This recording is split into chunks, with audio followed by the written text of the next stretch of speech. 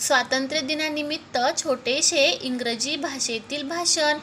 Good morning to all my respected teachers, parents and dear friends.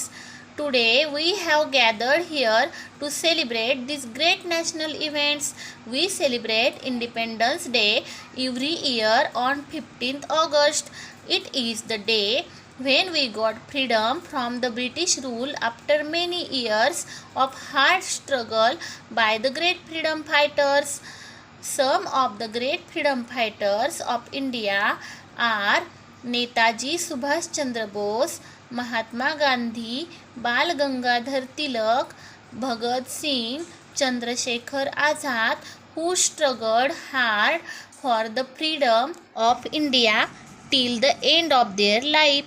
I bow in respect to all such great personalities. Jai Hind.